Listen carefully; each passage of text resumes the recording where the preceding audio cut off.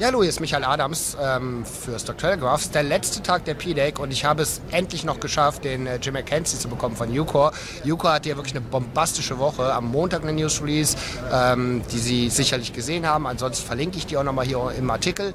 Und auch gestern noch eine News Release. Die Aktie war zwischendurch kurz gehaltet und ja, ich kann mir vorstellen, dass der Jim sehr beschäftigt war. Deswegen bin ich so glücklich, dass ich trotzdem noch vor die Kamera bekommen habe und freue mich jetzt, dass wir ein paar mehr Informationen zum Deal mit der IBC bekommen und zur MRT-Technologie. So Jim, thanks for taking the time to talk to me. Michael. Great pleasure. I bet you're pretty busy after these two outstanding news releases, right? Absolutely, and actually, I attended your presentation, which you had held at the PDEC on Monday, and I was overwhelmed by what you presented there. Yeah. But then you even topped it by coming up with the next news release one day later. Exactly. I thought you would give me and my subscribers a little bit more time, like a week or so before you come up with these really big news, which actually I was not expecting these type of news. I was expecting that you are going to secure the worldwide rights for the rare earths. Yeah. But now you topped it. So give us some background what happened this week. Absolutely. Well, you know, it's funny. Like we could have came up with the rare earth rights or the rights first,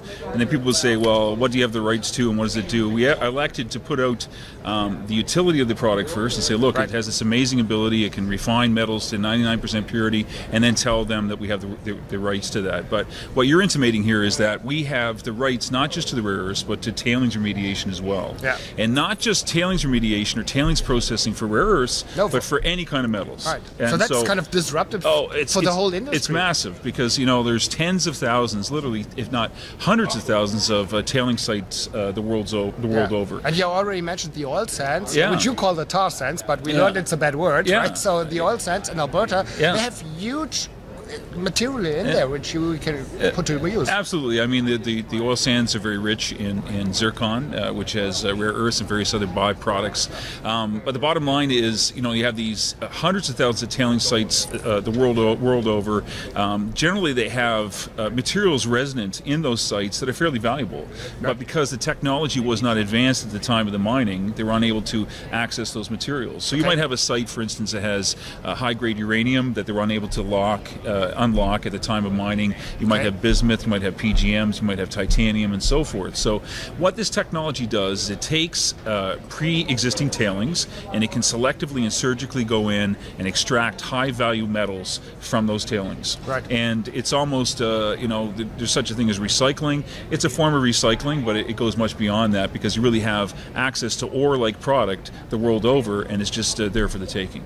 Okay, and the first investment is 2.9 million? Indeed. And 2.9 million basically gives us the world rights to rare earths and to tailings processing. Okay. And so that's much more than we could ever bite off in one mouthful anyway. That's right. And do you have the 2.9 million, do you have that in the tail, or will you get some funding for this too? Or is the government from Alaska also participating there? The government for Alaska, we can't guarantee these sort of things. We're working closely with them.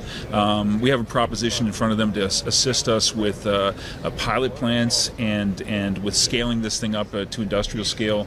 The state of Alaska, as we already know, is spent fairly heavily, or has undertaken to spend fairly heavily in underwriting our mine. Our mine is about $200 million capex. My apologies. No worries. $200 million capex. About two-thirds of that is being paid for by the state of Alaska. Now, in the case of a refinery, I think the sky's the limit. As long as we're generating jobs in Southeast Alaska and creating good value there, I think they would be very interested in investing in a refinery. That's what Ken mentioned in his presentation on Monday, that you're trying to create in southern Alaska some kind of a facility, a hub.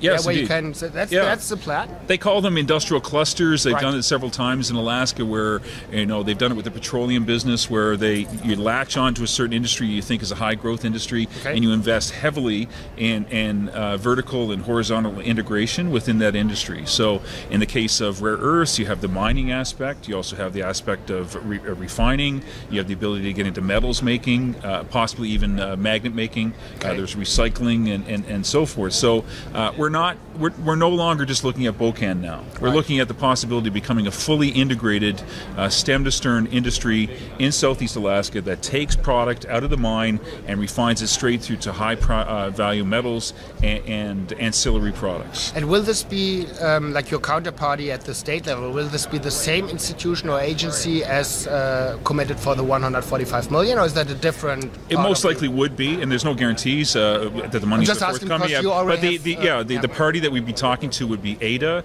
which is the Alaska Industrial Development and Export Authority. They are an industrial development branch of the Alaska government. As we all know, Alaska is a very well-to-do jurisdiction. They have a $50 billion permanent fund, and they're looking to spend money to make money in new industries. So I think it would be the same arm of the Alaska government, ADA, that would be assisting us. Okay. Yeah, because you already have relationship there, right? Absolutely. Besides Ken being really close friends with some of the senators. Senator Murkowski and so forth. Ken Collison, who is our COO, he has dual citizenship. He's Canadian and he's American. He spends half his time in Alaska, very well connected there, and that helps on many fronts, not just to get things done in terms of cranking up a mine, but also political connections and wherever financing is available. I think he's instrumental in helping to get us that from the Alaska government. Okay, and besides this pilot plant that you're going to build, I think you also mentioned kind of a mini plant, was it? Yes. That's kind of, in my words, it's kind of a demonstration plant, which is like the size of a couple of tables probably, and this is to demonstrate to the general public first, but also probably to interested parties that the technology works, and so you definitely want to apply this technology outside of Ucore. Yeah, you will offer it to other participants, not only from the rare earth sector, but also to other producers, and you will take probably a license fee. And the next step, and we discussed that already, or actually I discussed that in January in Vancouver with Ken Collison in my interview, which I will put a link on in the description text of this video, that you might spin out this part of the business out of Ucore and make it kind of a Ucore MRT, whatever you call it. Again, nothing's guaranteed, but I think it is advisable to look at that. You have a whole new avenue that's available to us.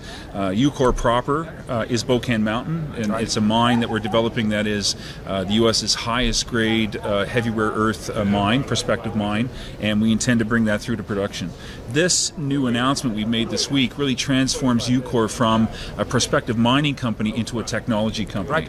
And so if you're looking at a hub and spoke type model, there's so many spokes that have grown off of us now, or potential spokes, it's almost too much to speak of. But I think the idea is to have spin-off companies wherever they are warranted.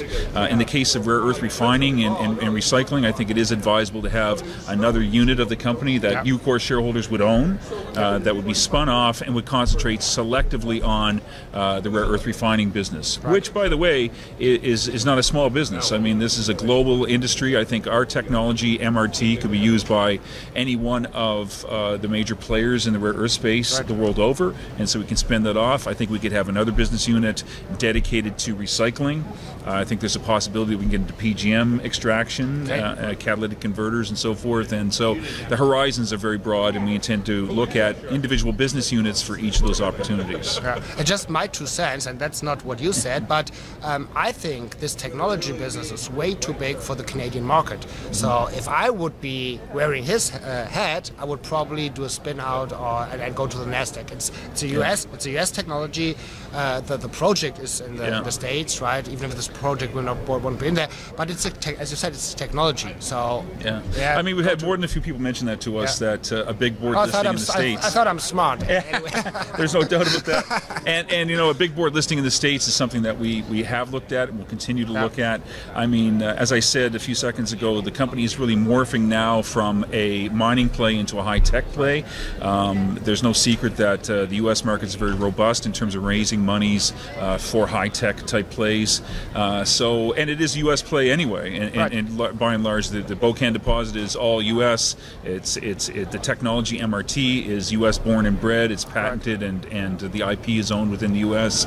We're looking to provide U.S. industry with high-end product, and so a high-end listing in the U.S., be it the NASDAQ or the Amex, I think that is something that we should definitely look at. Okay. Just to sum up, there's not too much I can say besides, hey, I love it. Thanks. Thanks so much, Michael. Okay.